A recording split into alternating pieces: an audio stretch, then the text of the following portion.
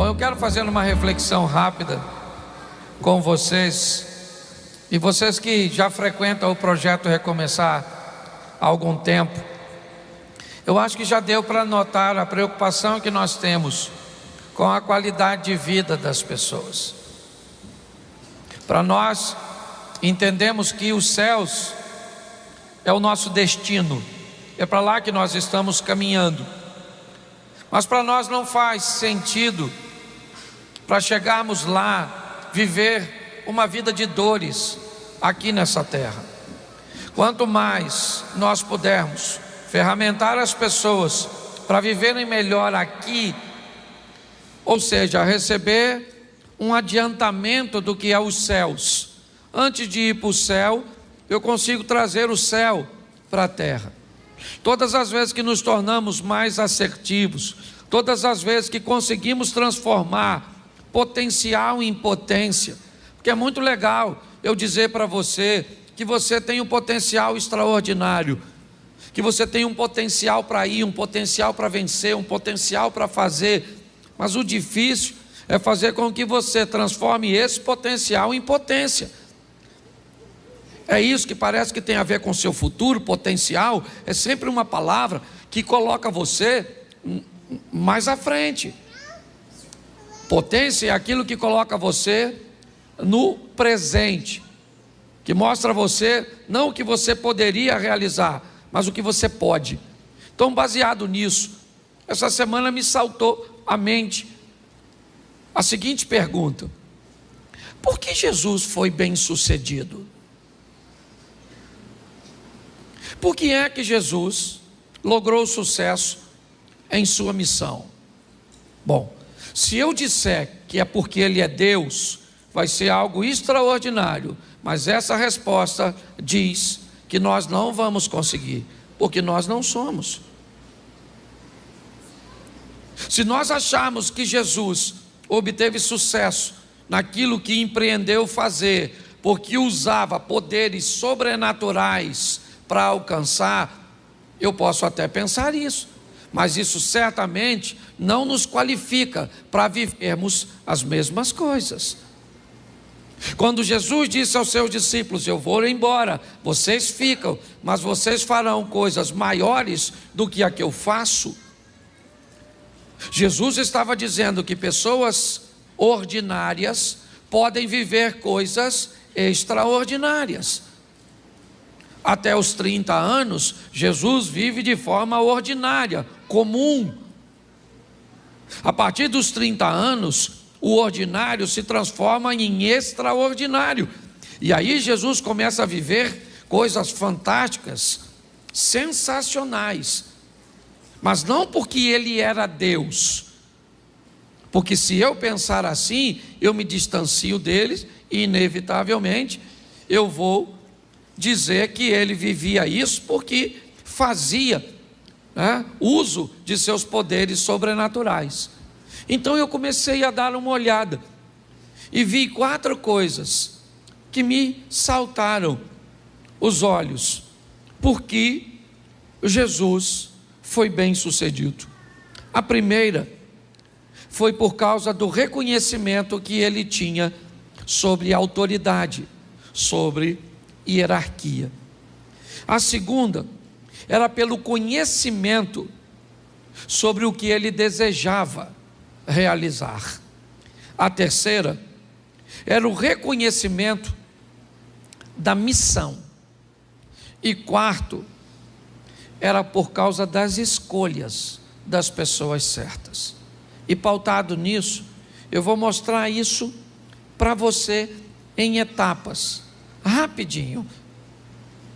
Eu preciso que você entenda hoje que você pode sair daqui e dar uma volta de 180 graus na sua vida, no seu casamento, nas suas finanças. Hoje, eu ando sentindo algumas dores, alguns desconfortos. Chegou a época de fazer uma outra bateria de exames de intestino e de estômago. E todas as vezes que a gente chega perto disso, você sente uma dorzinha. E eu comecei a falar com Deus. E hoje eu falei: Senhor, tantas vezes nós pedimos para que o Senhor nos cure, Mas aí eu fico pensando, Ele vai nos curar para quê? Para a gente negligenciar de novo? Ou será que está na hora de recebermos uma cura para cuidarmos da nossa saúde? Porque como o Eliezer falou aqui de uma forma muito legal, nós muitas vezes estamos correndo atrás de uma situação emergencial. Eu quero algo que resolva o meu problema momentâneo, e não é isso. Nós precisamos introduzir Deus na nossa vida para que possamos viver uma vida extraordinária. Então Jesus viveu isso primeiro, desde cedo. Ele tinha algo muito peculiar: o reconhecimento das autoridades que estavam sobre ele. Então eu vou te mostrar alguns textos para ratificar isso. Coloca para mim, por favor, Lucas capítulo 2, verso de número 51. Preste atenção. E desceu com eles, e foi para Nazaré, e era-lhes sujeito, e sua mãe guardava no coração todas essas coisas. Preste atenção. A primeira autoridade que o Filho de Deus foi colocado foi a autoridade, ou a primeira autoridade que todo ser humano é colocado sobre os seus responsáveis, na maioria das vezes, seus pais. Eu quero lembrar a você que Jesus é o Filho de Deus e sabe disso. Isso nunca foi uma dúvida na cabeça dele. Mas o texto em que eu coloquei na tela, Jesus tem 12 anos de idade, ele é uma adolescente. E uma adolescente já costuma ter um comportamentozinho meio rebelde, ainda mais sendo menino, achando que é dono do seu próprio nariz. E pior, Jesus sabe que é o Filho de Deus. Tem gente que porque é filho de político, acha que é alguma coisa, porque é filho de pai rico, já acha que foi alguma coisa. Tem gente até que acha que é filho de pastor e pode dar carteirada na igreja. Você imagine ele sendo filho de Deus. Mas olha, ele fica 3 dias, está perdido dos pais. José e Maria chegam no templo e vão logo dando uma dura nele. Ô menino, está morrendo de preocupação com você? Porque mãe é mãe, queira do filho dos outros ou do filho de Deus. Maria já chegou logo enquadrando, puxando o chinelo e falou: para casa, garoto. Ele falou: você não devia estar preocupado, eu estava aqui tratando das coisas do meu. Mas não falou isso com abuso, ofendendo, não. Mas o mais interessante é que quando José e Maria botam Jesus para casa, o que ele faz? Vai. Ele poderia falar: ó, como é que fala comigo? Está pensando que eu sou quem? Filhinho seu aí qualquer? Eu sou o Jesus, o Salvador. Não, ele falou: essa aqui quem é? É minha mãe e meu, e eu reconheço a autoridade deles. Você quer se dar bem na vida? Comece reconhecendo a primeira. Ah, mas o meu pai e minha mãe. Não interessa, pode ser bom, pode ser ruim, mas foi quem está na sua vida. Às vezes é tão ruim porque você corre o risco de ser pior que eles. Então eles precisam ser ruim para melhorar você. Que tem uns pais que são ruins para melhorar os filhos. Porque olha que coisa louca. Tem filho que é filho de gente boa e fica ruim. Tem filho que é filho de gente ruim. Parece que trocaram de pai. Então aprenda uma coisa: aprenda a reconhecer a autoridade dos seus pais, ou de quem te criou. Não interessa onde você foi criado. Eu sou da época que os mais velhos tinham que ter autoridade. Isso aí. Mais velho falou, não interessa se está certo ou está errado. Nunca perdi nada com isso. Sempre ganhei. Sou da época que o vizinho tomava conta da gente. Se o vizinho visse a gente falando besteira, o que o vizinho falava? Vou falar com o seu? Nossa! Fala não, fala não. Fala não, não vou fazer mais não. Sim ou não? E era uma época extraordinária. Hoje a turma não gosta de reconhecer a autoridade de pai. Não sei se meu pai merece honra. Não interessa se honra ou se não honra. Meu pai foi, hoje eu falo mal dele porque já foi para o céu. Quando estava vivo, sentava aqui na frente. E eu falava, melhor pai do mundo. Estava mentindo não, é pela fé. Certo? Mas minha mãe está lá. Eu honro e pronto. E acabou. Não tem desse negócio não. Então eu gosto de Jesus, 12 anos de idade, o José e a Maria botaram ele para casa. E eles foram. Seu pai manda você desligar a televisão, você não liga, desliga.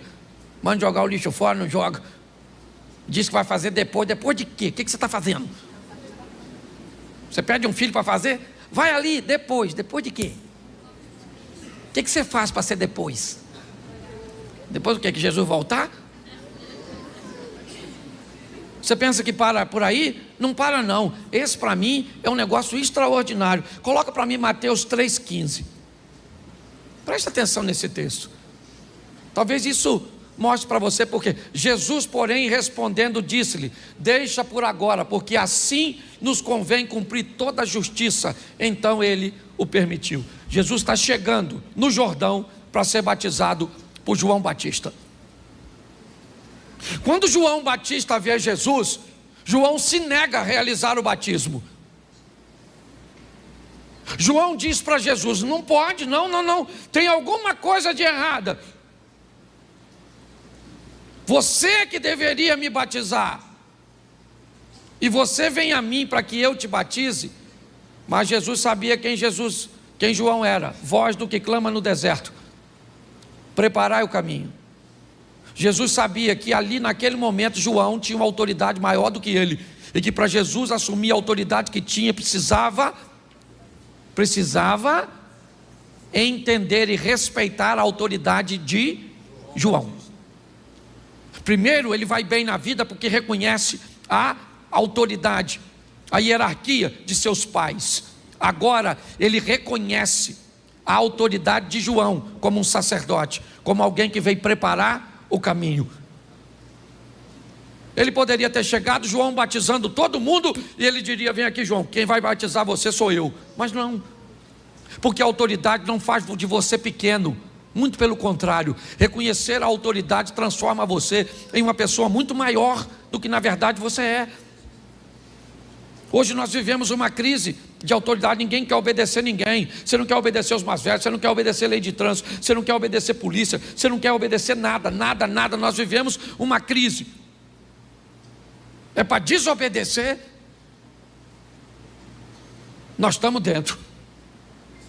Então Jesus obedecia, está lá, João, ele diz para João: não, você me batiza. Aí João foi e batizou, senão ele não faria. Por quê? Porque Jesus reconhecia a autoridade eclesiástica. Quer outro? Vamos lá, Mateus 22, 21. Mateus capítulo 22, verso 21. Disseram-lhe eles: de César. Então ele lhes disse: dai, pois, a César o que é de César, e a Deus o que é. Preste atenção. Estão perguntando a Jesus se ele paga impostos. Deram uma moeda, e Jesus disse: a imagem de quem está nessa moeda? Ele disse: do César. Ele disse: então dá a César o que é do, e dá a Deus o que é. Na moeda estava a imagem de quem? E no homem está a imagem de quem? Então o que ele está dizendo? Dá a César o que é de César, e dá a Deus o que é de. Sabe o que ele reconhecia? A autoridade política. Ele reconhecia. Havia um reconhecimento, e muito mais do que reconhecer, ele respeitava. É importante nós entendermos isso. Não interessa, irmãos. Todas as vezes, hoje, eu fui de manhã a Tanguá resolver um assunto. E quando eu fiz o retorno ali em Itaboraí, em Manilha, estava bem engarrafado. E aí do meu lado esquerdo, já no acostamento, mas do lado esquerdo, começou um montão de gente me cortar. E eu comecei a olhar, 1, 2, e lá na frente, sabe o que eles fazem? Me fecha, ou fecha a linha que eu estou. E aí, começou a me dar uma vontade de ir para lá. Era errado, sim ou não? Sim. Mas todo mundo estava fazendo? Sim. Mas se todo mundo faz errado e eu faço também, fica certo? Não. Não. Mas em todo momento nós somos impulsionados a desobedecer, a esquecer algumas coisas. Jesus não, obedecia os pais dele. Devia ser legal obedecer? Não, mas obedecia. Seria mais honroso para ele chegar no Rio Jordão e batizar João e ganhar popularidade, sim ou não? Mas ele fez? Se submeteu. Agora ele está se submetendo a uma autoridade de César. César não era uma pessoa, o nome não é César, ok? César era um cargo, que isso fique bem claro. Aqui provavelmente Augusto ocupava o cargo de César, o imperador. O que Jesus está mostrando é que apesar de ser a maior autoridade, ele era capaz de reconhecer a autoridade das pessoas, e era isso que fazia dele grande. É importante nós entendermos, o sucesso de Jesus vem de entender o que é uma hierarquia. Hoje talvez você não consiga entender a hierarquia do seu gerente, de alguém que está sobre você, porque tem gente que tem dificuldade de lidar com o relacionamento vertical. Basta ter alguém acima de você que você não se submete, e basta ter alguém abaixo de você que você pisa. Nós temos que aprender a lidar com isso. Esteja abaixo, esteja no nível horizontal ou acima, eu tenho que aprender a lidar com pessoas. É a hierarquia da vida. Às vezes eu coloquei aqui no evento, no último evento que teve, pais e filhos. Quem estava dirigindo era o Osias. O evento não era meu, era do Osias. Era ele que estava dirigindo. E aí eu perguntei a ele ali, quanto tempo eu tenho para pregar? Ele falou, você é o pastor, você prega o tempo que você achar. Eu falei, hoje eu não sou o pastor, hoje aqui você é uma autoridade sobre mim. Ué, funciona desse jeito. A gente estava na marcha para Jesus. Eu queria que o pastor Silas fizesse uma coisa. Fui falar com o pastor Silas, ele falou comigo, Cláudio, mas eu sei que tem que fazer. Eu falei, o chefe hoje sou eu ou é o senhor? Ele falou, não, o chefe é você. Eu falei, então faz. Ele fez a mesma coisa que você, sorriu e fez. Você consegue entender? Entende? Quando você reconhece, acabou, querido. O mundo conspira a seu favor. Pare de querer desonrar. Aprenda. Que todas as vezes que alguém é mau, todas as vezes que alguém faz errado e faz com que você faça errado também, ele é seu discipulador. Quando alguém te fere, quando alguém te magoa, quando alguém é mal com você e faz você se tornar mal, essa pessoa não é seu inimigo, ela é seu mestre. Ela doutrinou você. Ela é tão má que conseguiu fazer com que você ficasse mal. Ela é tão desobediente que conseguiu fazer você desobedecer. Aprenda. Sabe por quê? Porque preste atenção nesse texto agora, Mateus 26, 39. Olha só, começou no pai, foi para a autoridade eclesiástica do João, foi para o governador, para o político, e indo um pouco adiante, prostrou-se sobre o seu rosto, orando e dizendo, meu pai, se é possível, passa de mim este cálice, todavia não seja como eu, mas como tu. Agora ele está sendo fiel à hierarquia de Deus. Note que antes de dizer que é fiel a Deus, ele foi fiel aos seus, foi fiel ao sacerdócio, foi fiel ao sistema. Eu não pago imposto porque não usam mal meu imposto. Está furado. Está furado, querido, está furado. Se você desobedece à lei dos homens para dizer que, se obedecê-las, Deus não é suficientemente poderoso para te fazer prosperar ou para te fazer vencer, troca de religião. A verdade é essa. Cuidado com esse subterfúgio, que muitas vezes uma situação corrupta como a nossa tenta nos impulsionar, porque é isso que eu estou dizendo. É isso que está dizendo. Já que os corruptos usam mal o nosso dinheiro, então nós também nos tornamos corruptos. Pare para pensar. Isso é mais sério do que a gente possa imaginar. Então Jesus fazia o que fazia e teve sucesso porque reconhecia as autoridades, primeiro de seus pais, depois de João Batista, depois de César e depois de Deus. Segundo, Jesus teve sucesso porque tinha conhecimento daquilo que ele iria realizar. É outra coisa que muita gente acha que Jesus citava a Bíblia porque usava seu poder sobrenatural para lembrar de texto bíblico. Jesus usava a Bíblia por quê? Por que ele usava o texto sagrado? Porque lia.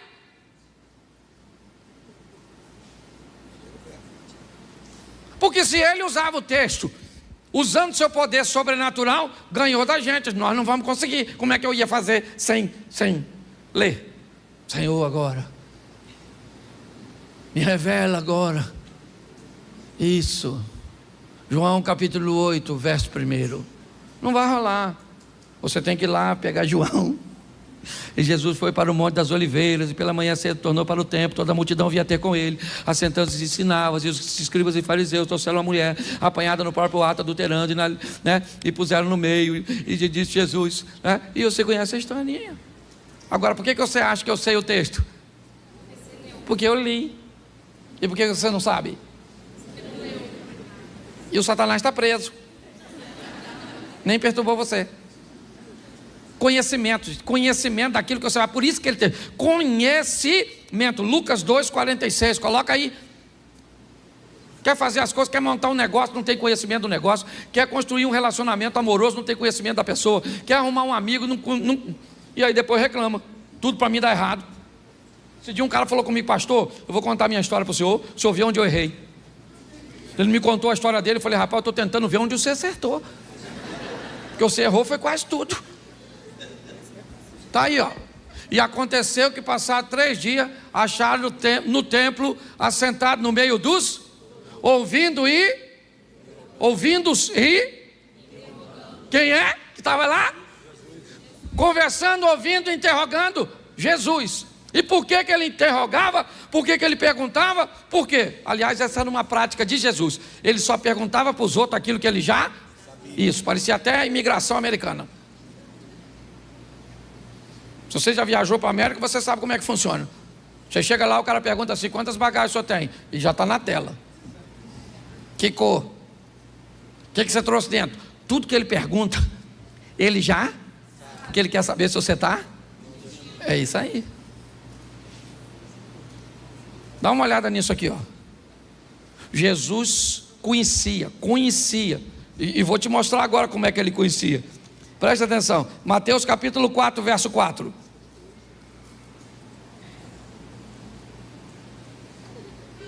Presta atenção. Volta lá, por favor, que eu esqueci de dar um texto. Lucas 2, 47. Eu só dei o 46. Bota aí o 47, querido. E todos os que o ouviam, admiravam da sua e da sua. Isso. Por que ele respondia? Porque ele sabia o que estava falando. Você está entendendo? Tem gente que vai evangelizar alguém, se alguém colocar uma palavra, já desmontou toda a sua fé. Sabe nada. O WhatsApp ele lê o dia todo. Essas porcarias do TikTok, desses troços que a gente fica vendo assim, ó. Vem um, vem outro, passou o dia. Tempo para ler a Bíblia nós não tem. Virou até culto da Assembleia de Deus agora, não é verdade? Um culto de doutrina. Não, mas é verdade mesmo, o povo não lê nada. Diz que o crente lê muito sobre o pouco e fala muito sobre o pouco que lê. Você tem que ler a Bíblia todo dia, rapaz. Você não abastece, você não come todo dia, toma banho todo dia, escova o seu dente todo dia. Todo dia você tem que ir lá. Eu não entendo nada, não se dane se você não entende, eu não entendo. Pega lá e lê que entendi nada. E vai embora. Mas e a hora que o diabo tentar? Aí o Espírito Santo faz você lembrar. E se você não leu? Vou lembrar do WhatsApp, vou lembrar do WhatsApp. Aquela tentação, vou lembrar daquele vídeo que eu vi no WhatsApp. Aí você está ferrado. Não precisa entender para ler a Bíblia. Na Bíblia você lê. A hora que você precisar, ele faz você lembrar. E você não lê, não lembra de nada. Nem que Deus te ama e que você vai vencer. Aí não precisa nem de gigante para te vencer, até um anão. Mateus capítulo 4, verso 4. Ah, já estava aí, o cara está rápido, está com mais fé que eu.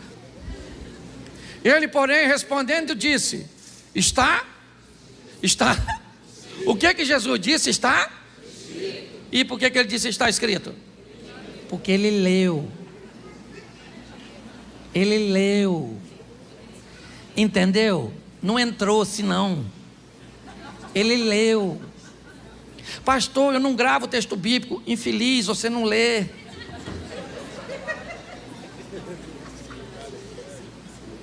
Ah, não lê. Sabe aquela historinha do garotinho que perguntou ao pai o que era aquele livro que tinha na casa dele? O pai dele falou: isso é uma Bíblia. E o garotinho falou: o que é a Bíblia? O pai falou: o livro de Deus. O garotinho falou: que legal. Passou um mês, o garotinho perguntou de novo: o que é isso, pai? Ele falou: sim, menino, isso é a Bíblia. Ele falou: o que é a Bíblia? Ele falou: o livro de Deus, menino. Na terceira vez, o garotinho perguntou: o que é isso? Ele falou: a Bíblia. O que é a Bíblia? O livro de Deus. O garotinho falou assim: então por que a gente não devolve ele? Porque aqui ninguém usa. E tem umas pessoas que acham que é amuleto. E abre assim no 91. Sua casa está protegida. Você é feiticeiro, maluco. Você é feiticeiro. Se você achar que é uma Bíblia aberta, tem uns caras que botam na frente do carro. Deve ser para Deus morrer primeiro, é ou não é? O que muda a sua vida são suas decisões, gente. É assim que funciona. O diabo usou um texto bíblico, sim ou não? Sim. E aí o que Jesus falou? Aí, maluco, chifrudo, está escrito: nem só de pão viverá, mas de toda a palavra que sai da boca de... E o diabo foi lá e usou outro, e Jesus mandou outro, e o diabo usou outro, e Jesus mandou outro. Satanás falou: este conhece tudo. Tentou de um outro jeito, falou: por que você não vira super-herói e voa daqui do templo? Jesus falou: acabou os recursos literários. Também está escrito, Satanás, está lendo pouco. Tá? Não tentarás o Senhor teu Deus. O diabo rapou fora os anjos, chegou trazendo uma comidinha que chefe de crente tem que comer. Conhecimento, rapaz, tá assim de gente. Você quer ser bem sucedido, vai montar um negócio. Antes de montar, conheça tudo a respeito do negócio que você quer montar. Vai entrar numa igreja, conheça tudo sobre o pastor, sobre a doutrina, sobre tudo. Quer casar com a pessoa, conheça tudo. Esse dia minha pessoa perguntou assim: pastor, posso casar com viúvo? Eu falei: menino, normalmente o bom é que morre, então é perigoso. Posso casar com quem já foi casado? Falei: perigoso, porque está sujo do relacionamento anterior. Mágoas e ressentimento. Posso casar com quem tem filho? Pior ainda. Posso casar com solteiro? Eu falei: com a escassez que está, perigoso. Por que está solteiro até hoje? Com uma demanda tão grande, não é? A pessoa não sabe nada de nada. E pior, tem fé, meu filho, tem fé. Vou te mostrar Jesus de novo. Mateus 19, 7. Mateus 19, 7. Olha só, que coisa maravilhosa. Disseram-lhes então: por quê? Presta atenção que é uma pergunta. Por que mandou Moisés dar a carta de divórcio e repudiá-la? Olha só o que eles estão fazendo: buscando o conhecimento de Jesus em torno de divórcio. O que eles sempre trazem para Jesus são assuntos de alta complexidade. Eles são doutores da lei. E por que eles são doutores da lei? Por que eles sabem a Bíblia, talvez, até mais do que Jesus? Por quê? Eles não são Deus. Porque eles estudaram a Bíblia, porque eram rabinos, porque eram escribas, porque eram estudiosos. Pare de achar que Jesus viveu coisas extraordinárias porque era um ser celestial. Não. Ele viveu coisas extraordinárias para mostrar que seres humanos comuns podem viver coisas extraordinárias, obedecendo princípios. É isso. E um dos princípios foi a hierarquia que eu falei, e agora o conhecimento. Perguntavam a ele: como é que eu alcanço o reino de Deus? Sabe o que Jesus dizia? Como é que está escrito? Aí dizia o texto, ele dizia: muito bem, então vai e cumpre. Você quer obter sucesso? Faça como ele. Conheça. Terceiro princípio: reconhecimento da missão. Talvez esse seja extremamente desafiador para a maioria das pessoas, é entender o que veio fazer nessa terra. Reconhecimento da missão. Hoje muitas pessoas têm dificuldade de observar isso, de fazer a leitura correta a respeito disso. Mas preste atenção, João capítulo 2, verso 4. Caná da Galileia é o cenário. 2,4 de João. Disse-lhe Jesus: mulher, que tenho eu contigo? Ainda não é chegada a minha hora. Maria está pedindo a Jesus que livre aquela família da vergonha, porque o vinho acabou na festa. Ela vai até Jesus e disse: olha, eles não têm mais vinho, isso vai ser uma vergonha. Jesus então disse: mas eu não vim aqui, essa não é a minha missão, não é para isso. Ele disse: ainda não é chegada a minha hora. Lembra quando ele vai ser preso? Finalmente, o que ele diz quando vai ser preso? É chegada a minha hora. Jesus obteve sucesso porque ele sabia o que veio fazer. Eu levei um bom tempo para descobrir. Primeiro, que eu era crente. Segundo, que eu ia pregar. E terceiro, que eu tinha que pregar de um jeito engraçado numa época que ninguém pregava. Porque eu fui chamado de demônio, disso, daquilo outro. E você já deve ter ouvido pra caramba. E talvez não só ouvido, como falado. Vou abrir meu coração hoje aqui. Tem assim de gente na igreja que falava mal de mim, porque não me conhecia, achava que eu não era sério, só porque eu era bem-humorado. Esse pastor é um palhaço, um engraçadinho, fica contando piada no púlpito. Não levanta a mão não, mas eu sei. Esse dia eu estava conversando com um, o outro chegou e falou assim: pastor, você não sabe como é que isso falava mal de você. E eu falei para ele assim: rapaz, fica tranquilo que ele não sabe o quão ruim eu era. Senão falava mais. Saber quem você é, cara. Sabe qual é o problema hoje? Cara, parece que as pessoas querem dizer quem nós somos, o que temos que usar, o que devemos falar, o que devemos fazer. Aliás, para estarmos inseridos em grupo, às vezes jogamos nossa identidade fora, usamos coisas que não gostamos. Eu já contei essa história aqui diversas vezes. Eu fui viajar, o cara me levou para andar numa lancha. Depois da lancha me levou para andar num tal de um jet ski. Pensa num troço maneiro. Voltei para casa doido. Ainda dava para comprar. Falei com o cara, falou: compra um para tu. Falei: vou comprar. E vim para casa, pro Xerém. Chamei minha mulher e falei: querida, eu andei num jet ski, menino, vou comprar um troço daquele para nós. Ela falou para mim: Cláudio, falando com você, nós vamos andar onde?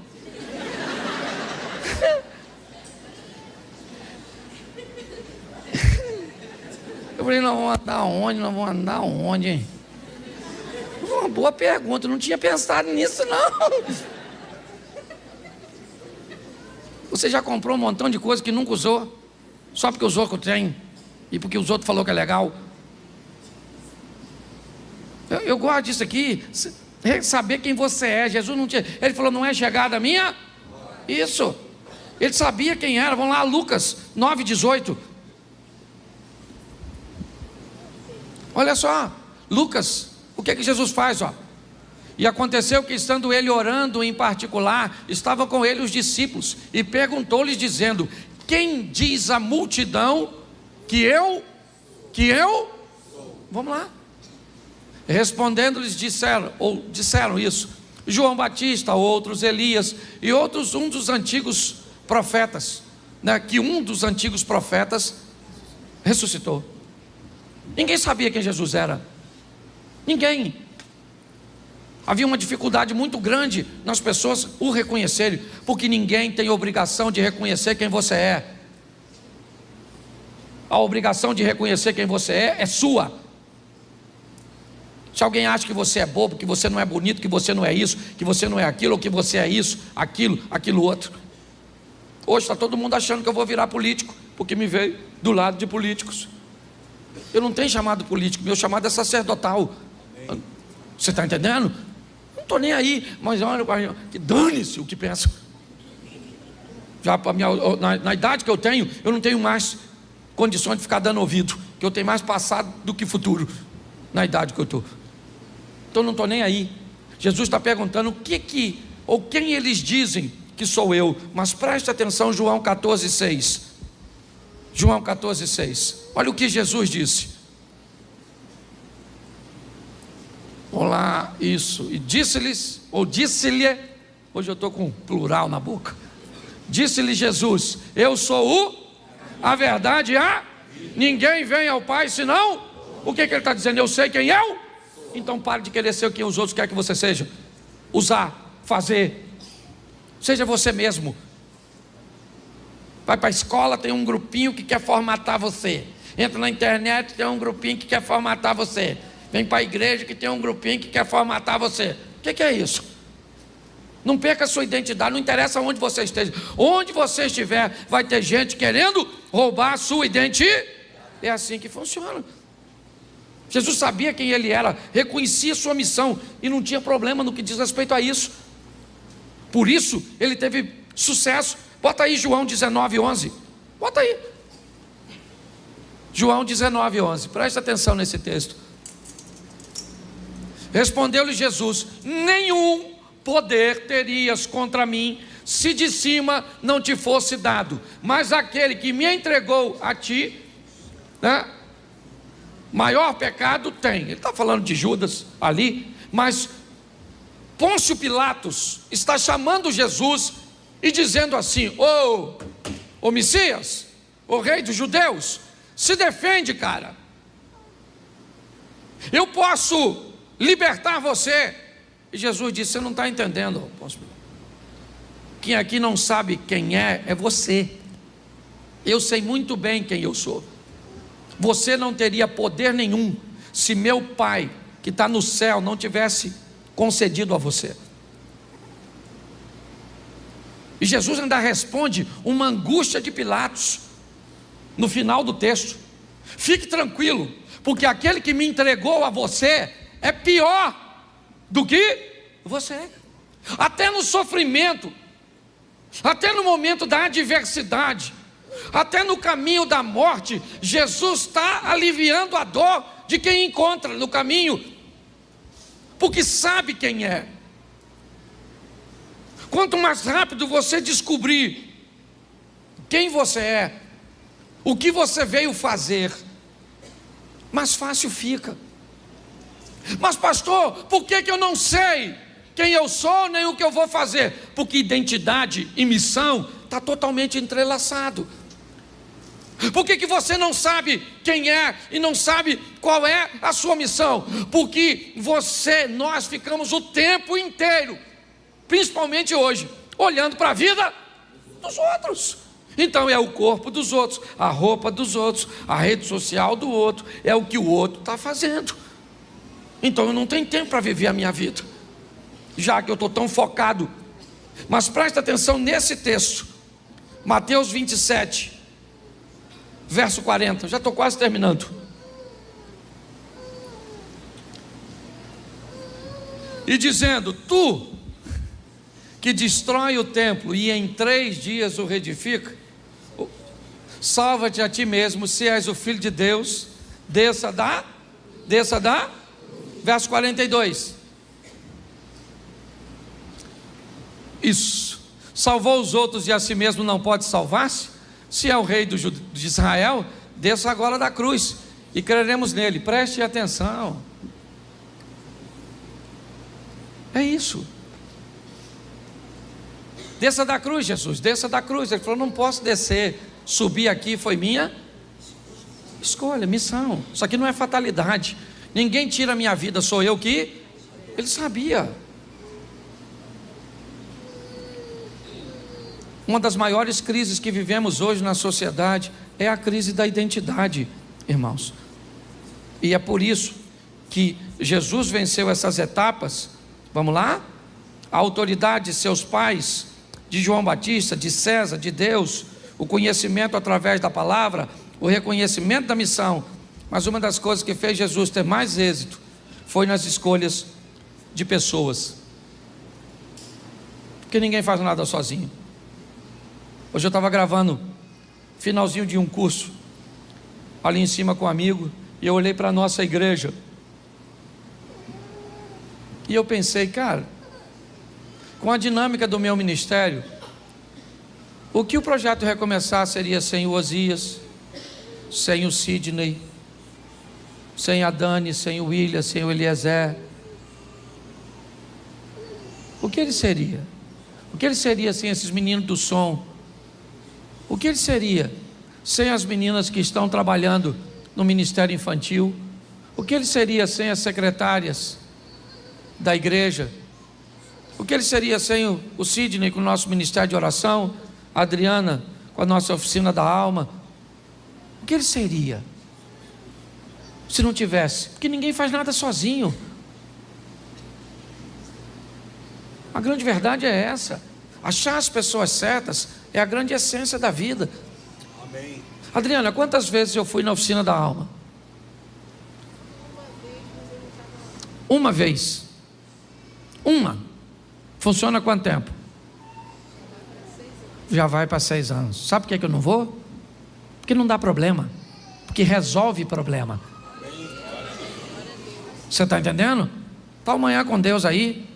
A turma que trabalha com ensino sabe como eu deixo o livro. Tem gente até que fica preocupado.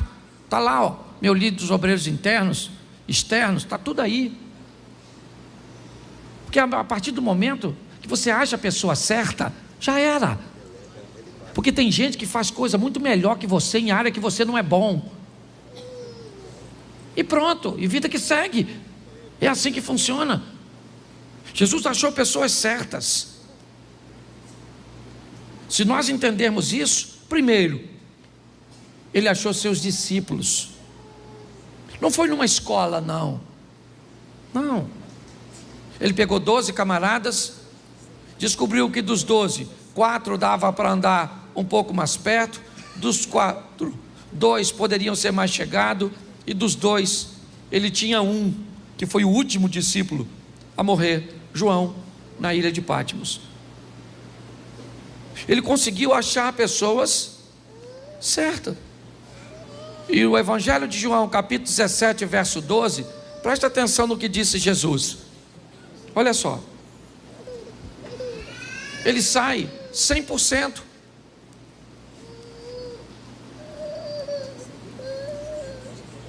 Ouviu o texto ou não? Vamos lá, 17, 12. João 17, 12. Se travou, me fala que eu leio. Travou? Isso, o computador, o inimigo está furioso.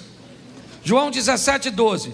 Estando eu com eles no mundo, guardava-os em teu nome, e tenho guardado aqueles que tu me deste, e nenhum deles se perdeu, senão o filho da perdição, que a Escritura, né,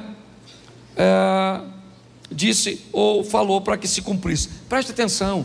Jesus disse: todos os caras que eu escolhi deu certo, até o que deu errado. Porque o cara que deu errado cumpriu a sua missão.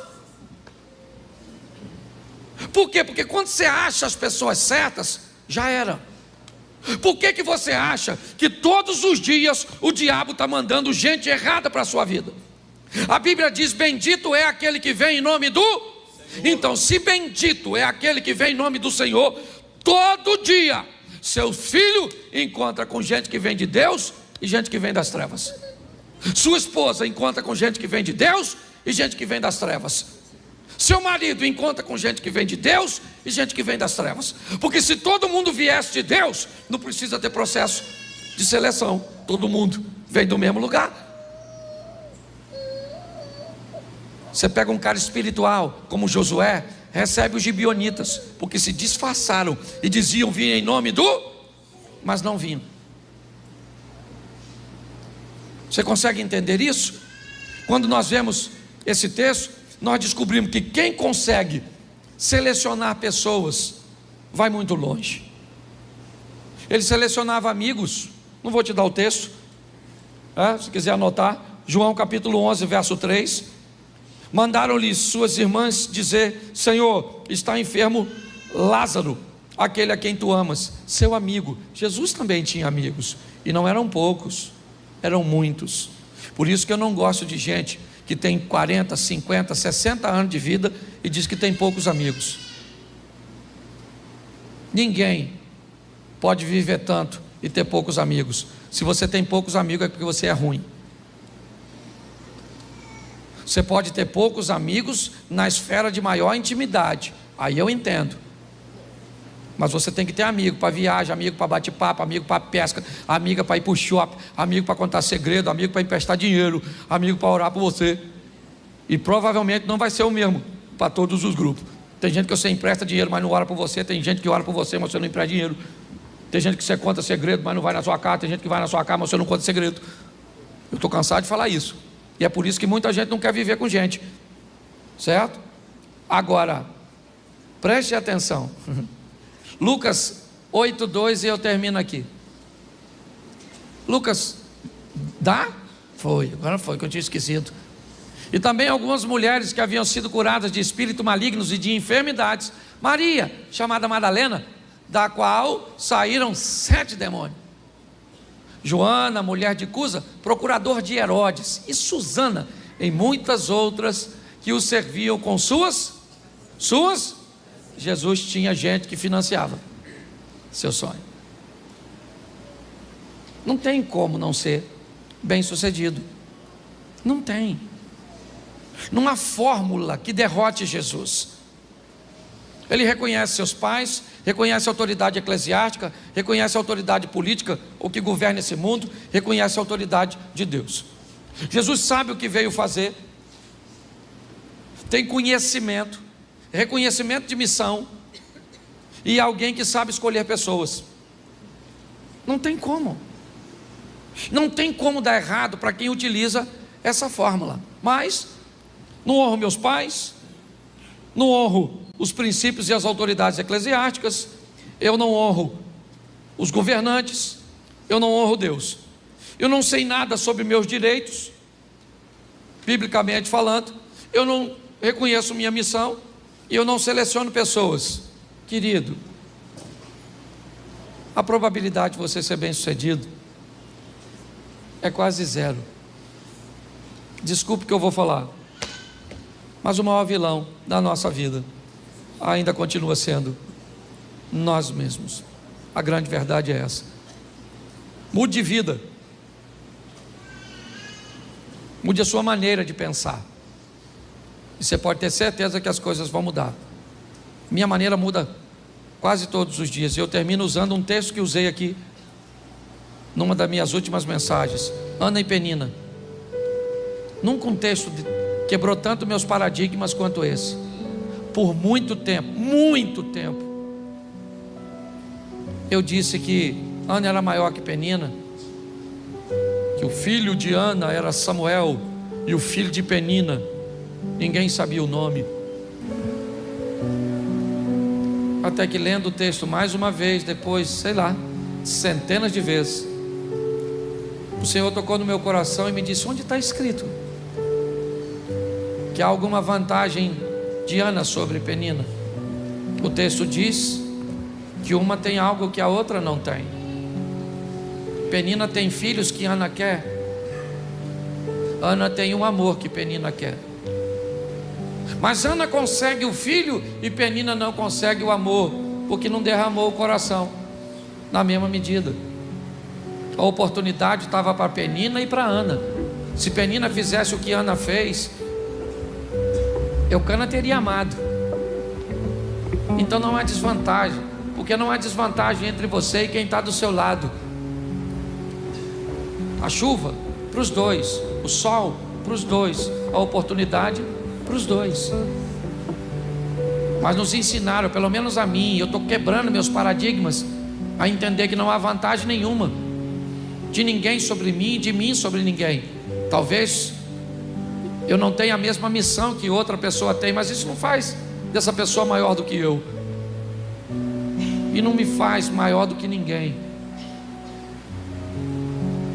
Vamos pensar um pouco nisso e levar nossa vida para outro nível, porque é isso.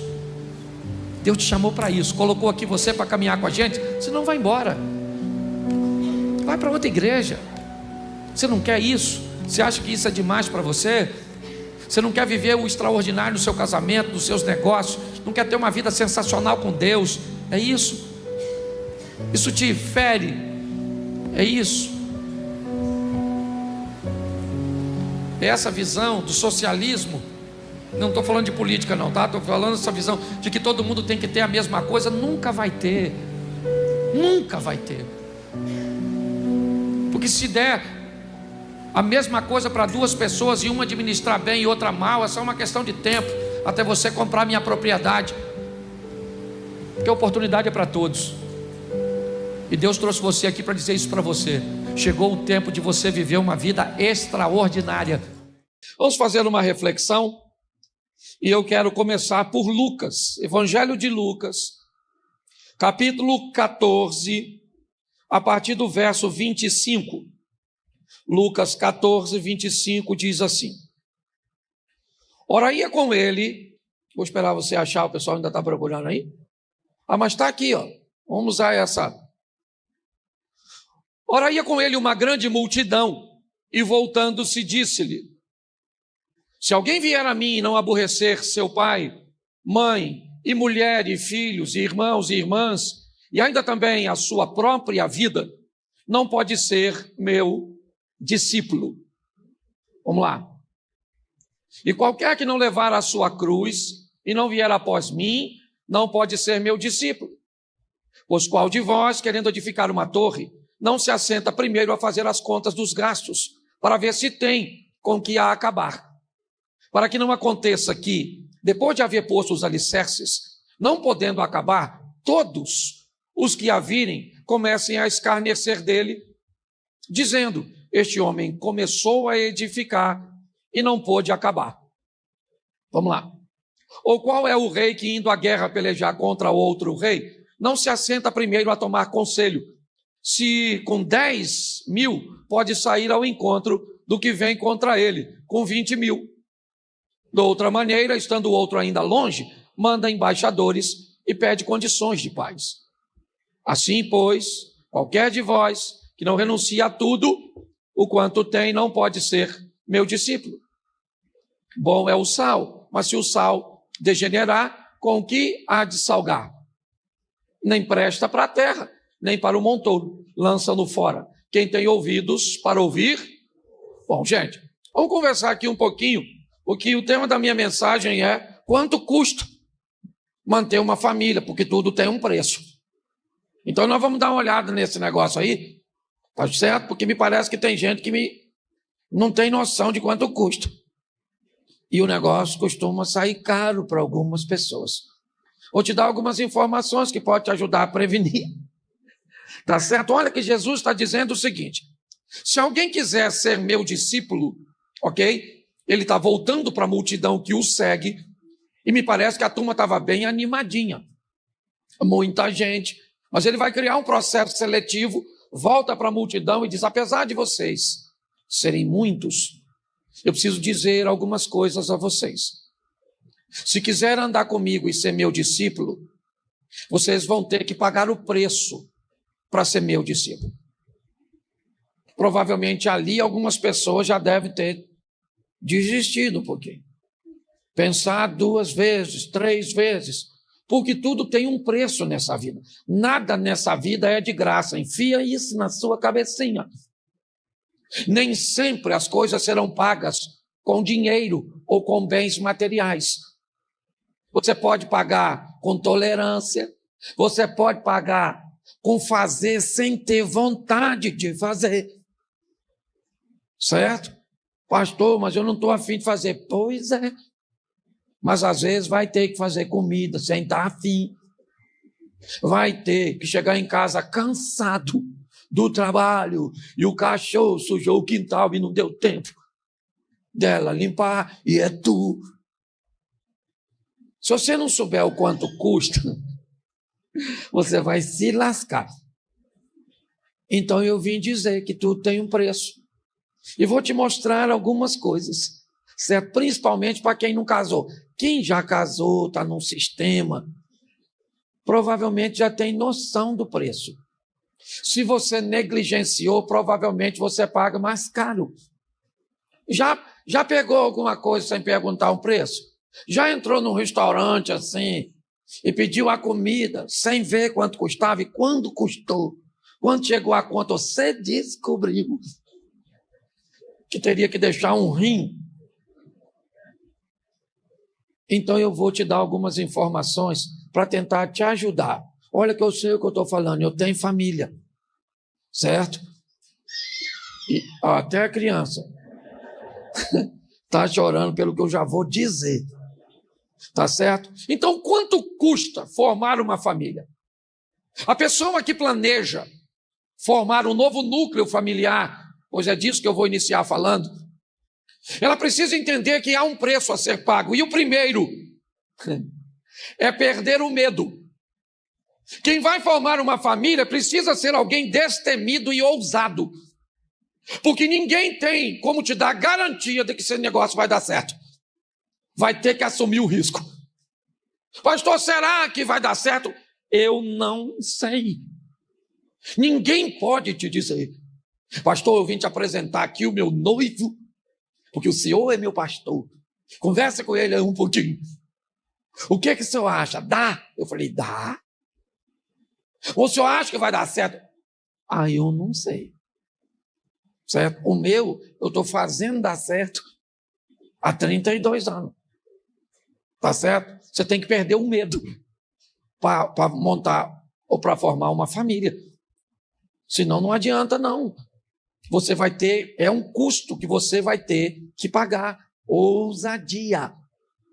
Tá certo? Por isso, muitas pessoas não querem casar. Por quê? Porque não conseguem perder o medo. Elas querem a garantia de que vai dar certo. Ô, gente, ninguém pode dar isso para você. O projeto do casamento é vitalício. Sabe o que significa essa palavra? Vitalícia?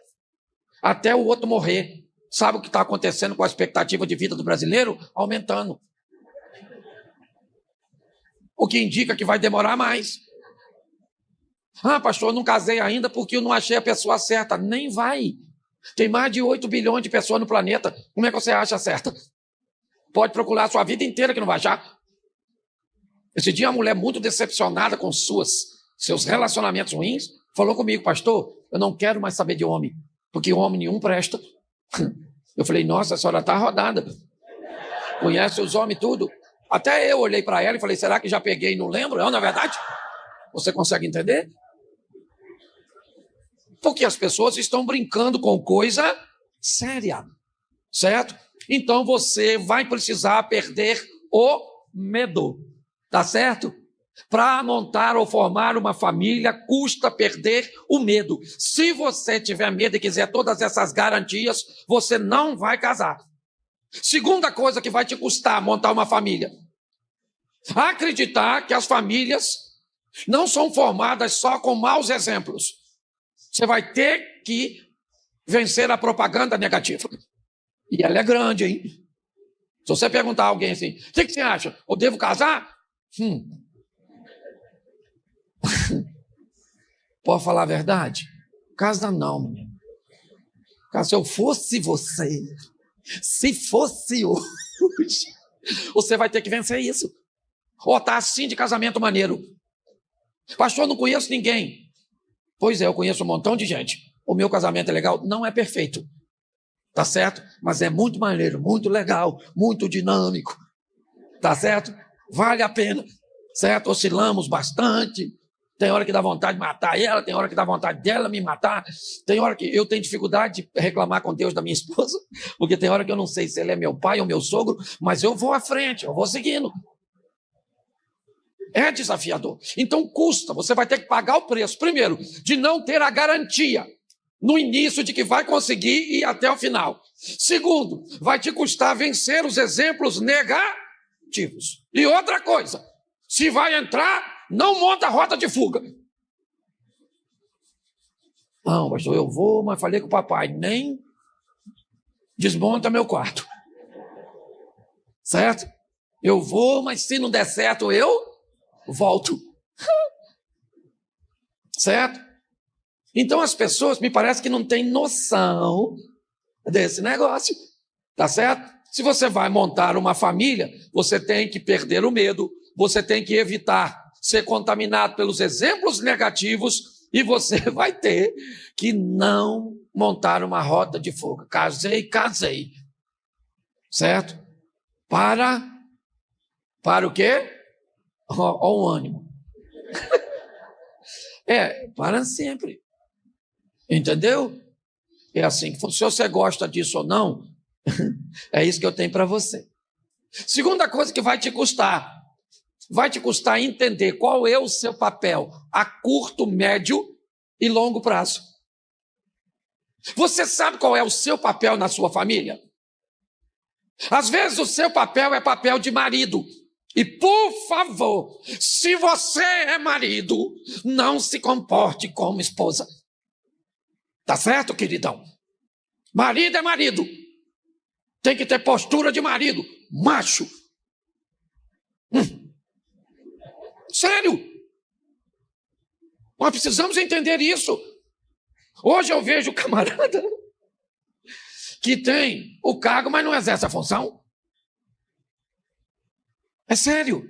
Quem eu sou? Eu sou o marido. Então eu tenho postura de marido. Eu vejo esposa com postura de marido. Não. A senhora é a fêmea do negócio. Eu sei que parece careta que eu vou falar, mas eu vou. Estou só de passagem. Depois eu vou embora. Mas é verdade. Certo? Eu sou o marido. Então pronto. Eu tenho postura de marido. Eu sei quem eu sou. Eu não sou o pai da minha mulher. Eu não sou o pai dela. Eu sou o marido dela. Eu não sou o filho dela. Eu sou o marido dela. Eu não sou o amiguinho dela. Não. Eu sou o marido, então eu sei quem eu sou. A senhora precisa saber quem a senhora é. A senhora é a sogra, então a senhora tem que saber. O que é uma sogra? Vamos lá. Uma sogra é um oráculo. Quem é a véia? A véia é a detentora do conhecimento. Tá certo? Ela tem a experiência, ela tem a expertise, ela tem tudo. Certo? Então o que ela faz? Espera ser acionada para fazer alguma coisa. Não se meta, sogra. Entendeu? A senhora não é mulher do seu filho. Entendeu? As pessoas me parecem que não sabem qual é a sua função. Você é sogro? É sogro. Pronto, sogro. Eu sou pai do meu neto? Do meu neto eu sou? Então eu tenho limite.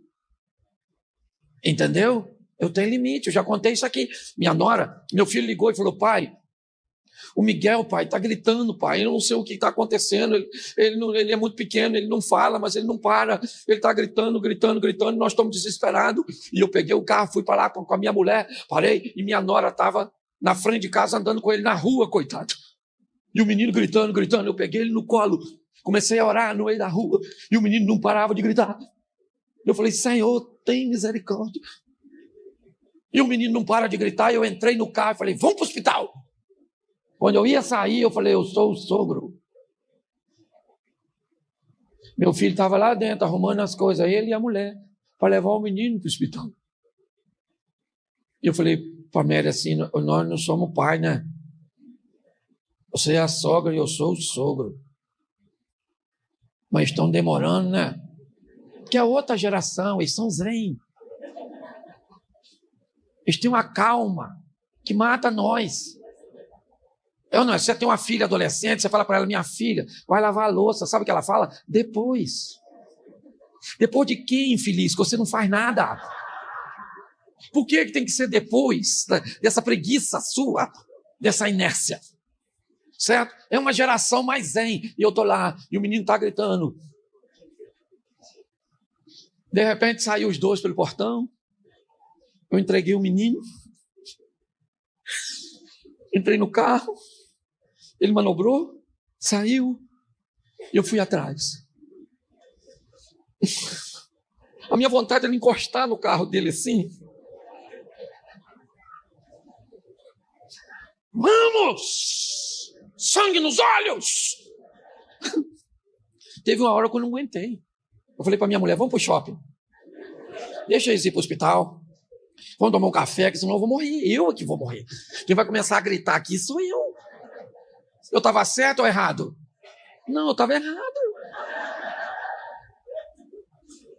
Certo? Eu só fiquei certo porque não fiz nada disso. Eu fui pro shopping, tomei um café, aí levou lá, o menino estava com probleminha, tudo. Oh, meu Deus! Porque eu não posso, como avô, me comportar como pai. Eu não posso, como um marido, me comportar como uma esposa. As pessoas estão com dificuldade de saber quem elas são nessa relação. Você é cunhado? Ô, cunhado! Ô, monstro! Não é para acabar com o casamento do seu irmão nem da sua irmã. Entendeu? Essa casa não é sua, seu sofá não é seu. Tá com fome, vai comer na sua casa, vai trabalhar, infeliz. O cara chega em casa, compra uma Coca-Cola no domingo, bota na geladeira, sai para trabalhar na segunda e você não faz nada. Anda o dia inteiro com a gaiola de passarinho na mão, tio. Come pudim, toma Coca-Cola. Poxa, você é um cunhado. Você é um sobrinho também. Ou a senhora é a mãe do sobrinho, pega esse menino, faz um trabalho de libertação, esse garoto. Certo? Se você é padrasto, só vai piorando. Ó. Você é padrasto, meu Deus do céu, se você for padrasto é coisa assim que só entra gente nesse nível, só de intelectual para cima. Ser padrasto e madrasta não é para qualquer um, não. Se já é difícil criar o seu filho, imagine já pegar um feito. Tem que ter muita maturidade. Quem é você? Eu sou o padrasto, eu sou a madrasta. Quem sou eu? Eu sou enteado, eu não sou filho, nem sei cadê o pai. O troço é muito bagunçado. As pessoas precisam reconhecer isso, tá certo? Qual é a minha função? Médio, curto, médio e longo prazo. Ela pode mudar. A Bíblia diz, viverão dois juntos se não houver acordo, mas nem sempre, para um relacionamento tão extenso, um acordo só é o suficiente. Ao longo do tempo, problemas vão chegando, situações vão acontecendo, então nós vamos temos que colocar alguns aditivos, certo? Nesse acordo, revemos esse acordo por questões financeiras, às vezes por enfermidade dos nossos pais, às vezes por enfermidades em nós, por problemas com nossos filhos. Nós precisamos entender que formatar ou estabelecer uma família custa. Extrair desse ambiente maturidade. Terceira coisa que é importante, que custa você observar onde é que você vai viver ou está vivendo. Entendeu? Vai casar, vai montar uma família, beleza. Vai viver de aluguel? Aluguel, assim que você pagou, você já está devendo de novo. Então tem que dar uma olhada. Tem casa própria? Beleza, já ajuda um pouquinho. Tem gente que tem casa própria no lugar impróprio. A casa até é própria, mas é em cima. Tem gente que não precisa nem do Satanás, se atrapalha sozinho. Acorda. Quando você faz a sua casa própria, que eu não sei se pode usar esse nome, Em cima da casa do seu sogro, ela deixou de ser própria. Entendeu? Porque lá é um bem imóvel. Não dá para levar. Aí o cara fica chateado. Quando o relacionamento termina, eu fiz a casa. A casa que eu fiz. Fez onde, santo? No quintal. É isso aí. Foi estilo indígena, na aldeia.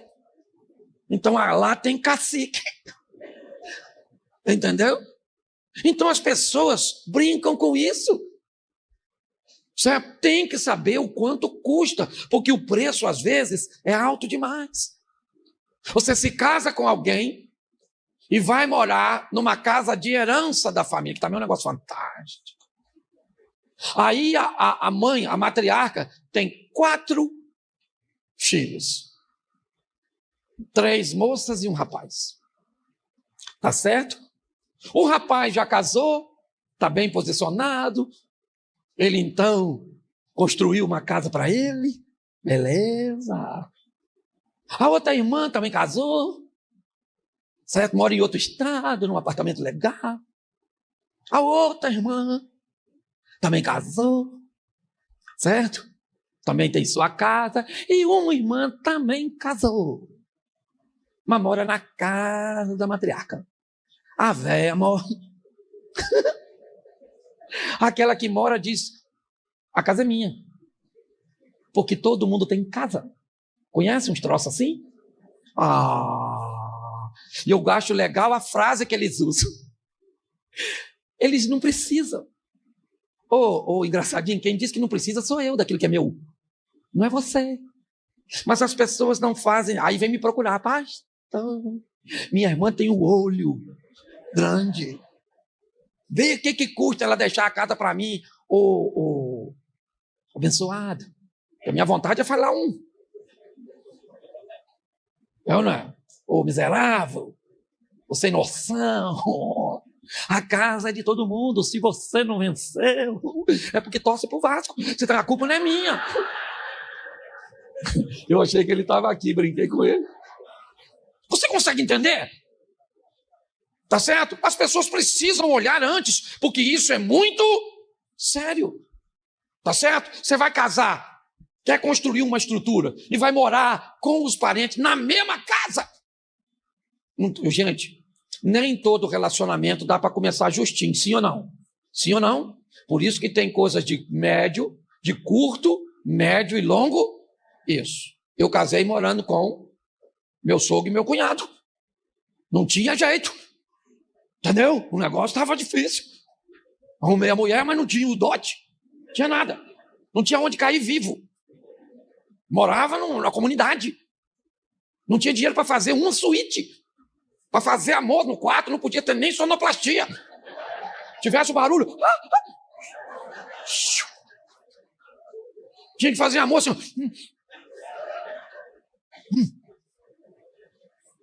Você não sabia se você estava fazendo amor ou roubando um banco. Então eu sei, eu não sou louco. Mas quem vai morar, certo?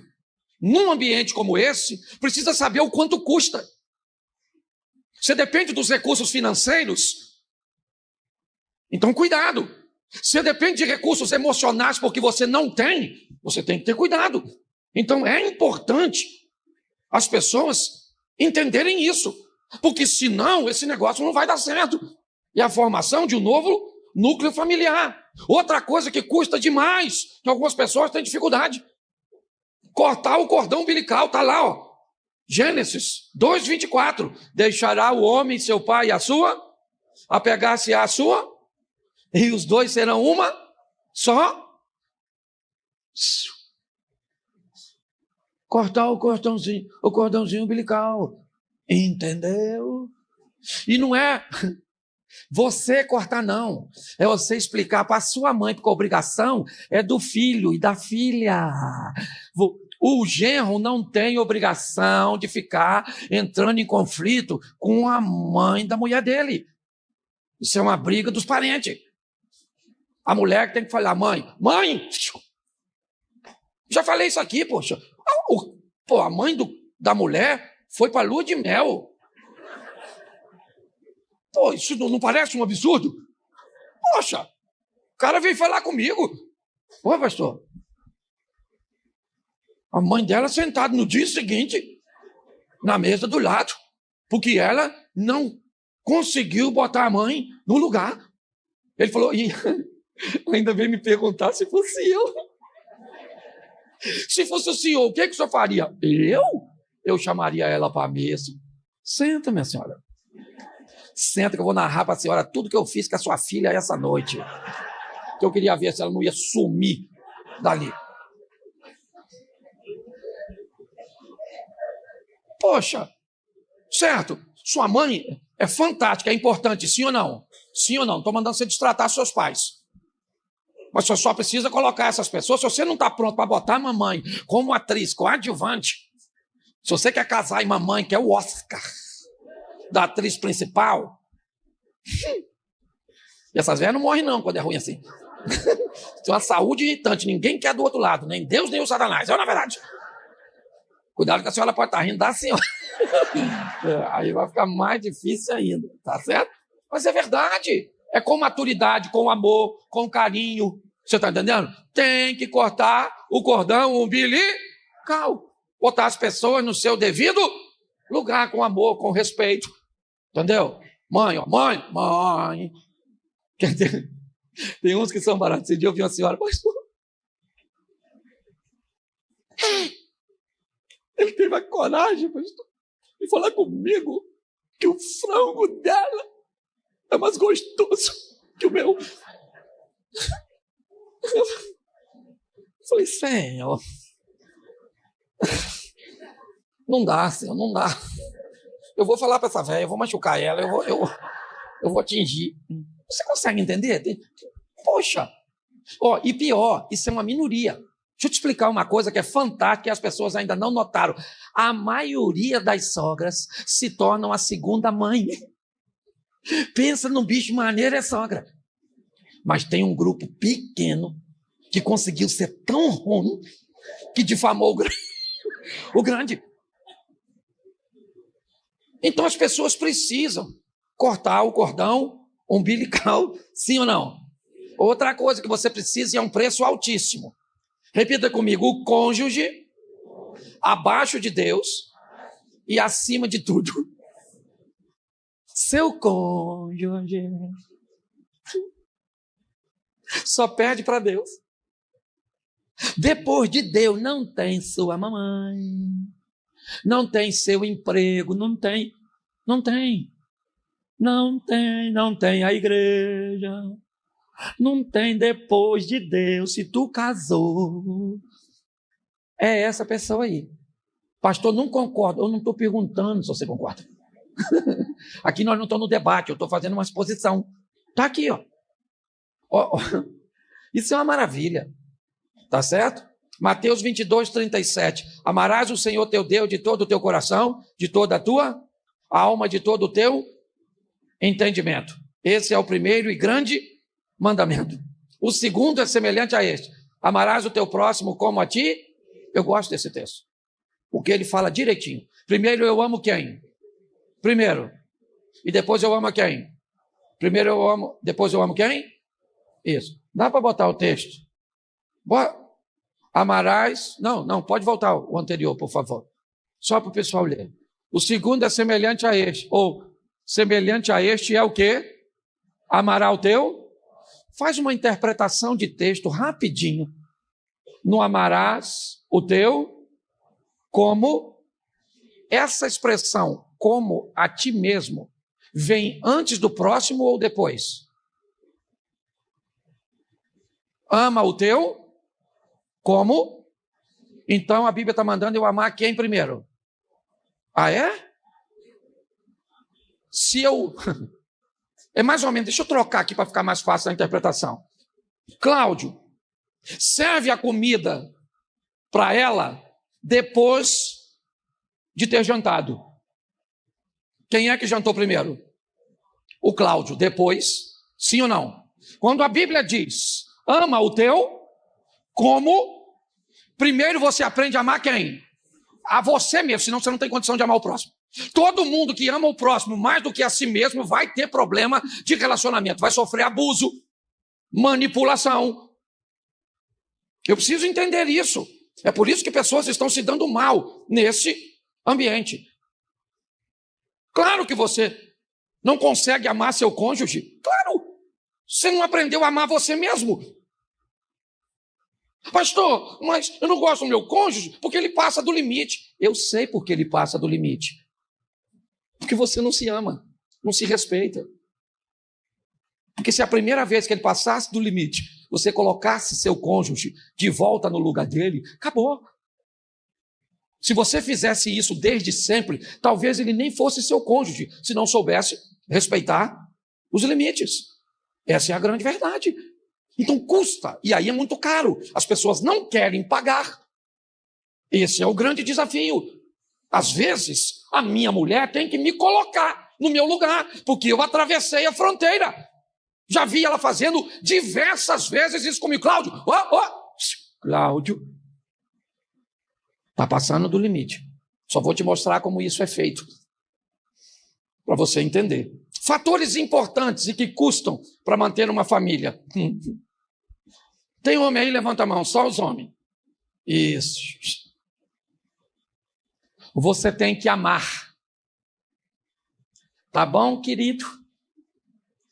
Chupa essa manga. Você tem que amar sua mulher. Amar.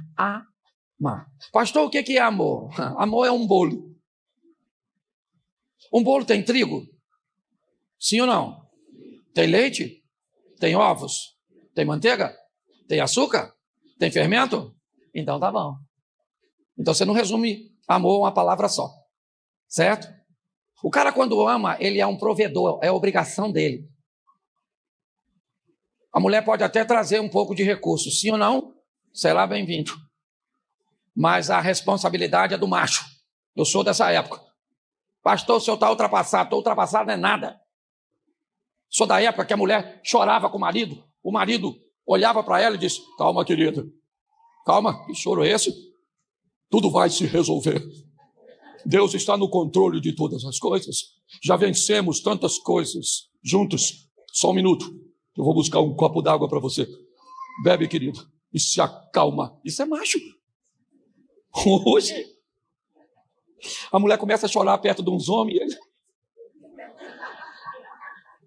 Não chora, não. Não consigo ver você chorar. Aí a mulher fala, peraí que eu vou pegar um copo d'água para você. Toma. Esse dia o cara falou, a mulher falou comigo, pastor, eu tenho 20 anos de casada, esse cara só falou que me amava uma vez. Eu falei, sério? Ele falou, pastor, conversa com ela. Fala para ela que no dia que eu casei, eu falei, eu te amo. O dia que eu mudar de ideia, eu aviso. Eu falei, boa. Certo? Então o homem tem que ser provedor, sim ou não? Protetor. Esse dia eu vi um videozinho, o casal foi assaltado, o assaltante parou com a moto, o camarada saiu correndo e deixou a mulher dele. Coitada. Proteção. Outra coisa, respeito. Mulher gosta de ser respeito. Nunca diga para sua mulher, você está gorda, você está velha, você está feia. Que coisa é essa? Isso é uma falta de respeito, rapaz. Olha aí, pastor, como é que isso engordou. Esse dia a mulher falou comigo, pastor, não aguento mais ser humilhada. Ele fala que eu tô gorda, que eu tô feia, que eu tô velha, que o meu cheiro é ruim. Eu falei, fala que o pintinho dele é pequeno. Fala. Quem fala o que quer, ouve o que não quer. Isso é uma falta de respeito, sim ou não? Então o homem tem que respeitar sua mulher, tem que proteger sua mulher, sua casa, ele tem que prover. E outra coisa, tem que ser carinhoso. A mulher é sua, rapaz. Passa a mão no cabelo dela. Gostosinha. Você tá linda, meu amor. Nossa, tá igual vinho. Vai envelhecendo, vai ficando mais encorpada. Isso. É isso aí, é só olhar para tu. Pô, pastor, minha mulher tá ficando velha. Então o que foi? Você casou com uma diferença muito grande? Quando eu vejo alguém, principalmente o homem que gosta de casar com mulher muito nova, o cara tem 70 anos, casa com uma mulher de 25, está comprando revista para os outros ler.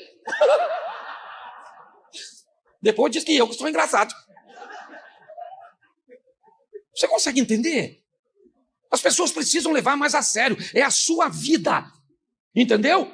Eu não sou contra relacionamento de idade nenhuma. Eu só preciso que as pessoas entendam o quanto custa. É só isso. Se você souber o preço que vai pagar para criar um filho que não é seu, para morar num ambiente onde vocês não são os únicos, para conviver nessa situação, não tem problema. As pessoas só precisam ver o quanto custa. Pastor, mas o senhor não acha? Acha o quê? Homem tem que ser carinhoso. Sua mulher, querido, precisa sentir prazer de viver contigo, mano. Entendeu? Pastor, mas eu não sei lá, eu acho que esse tipo de homem é bobo. Nada. Ele pode respeitar, prover, proteger, ser carinhoso, dar prazer e estabelecer limite. Ter postura de macho. E a senhora também, deixa eu falar com a senhora, que a senhora estava rindo. Toma na cabeça da senhora, quer ver? Está escrito assim, mulher tem que obedecer. Nossa, essa palavra obedecer para a senhora é um martírio. Mas deixa eu fazer uma pergunta para a senhora, me ajuda aqui. Tem mulher aí? Levanta a mão. Se a senhora tem um marido que provê tudo, protege a senhora e a senhora se sente segura, a senhora e os filhinhos. Se ele é um homem respeitador, carinhoso, e na hora do prazer a senhora nem sabe como explicar assim, seja franco, se a senhora tem um cara desse, a senhora obedece ele, sim ou não? Pastor, não gosta da palavra obediência. Pois é porque as pessoas se atrapalharam na hora. Você sabe o que um homem entende por obediência? Não é fazer o que ele manda, é valorizar o que ele faz. Como é legal, como é bom um homem saber que é valorizado por aquilo que entrega, por aquilo que realiza. Uma mulher pode confrontar seu marido, pode falar para ele coisas que ninguém teria coragem de falar. Ela só precisa saber quando. Às vezes acaba o culto e eu preguei. Aí o pessoal vem, e aí pastor, palavra boa, glória a Deus. Aí eu vou no carro com minha mulher, ela fala, Cláudio, meu filho, o que foi isso hoje? Eu falei, o que foi? Menino, você não falou coisa com coisa. Você botou o Isaac em cima da árvore, o Moisés fez a arca. Você fumou o quê? Quem é que poderia falar isso comigo? Ela. Mas não poderia falar na frente dos, porque senão é desrespeito. Entendeu? A mulher sábia é aquela que valoriza o que é realizado. Ela evita o desperdício, ela estabelece o confronto no ambiente privado e não no ambiente coletivo. Entendeu? Isso é obediência. A mulher também tem que ser carinhosa. O homem gosta.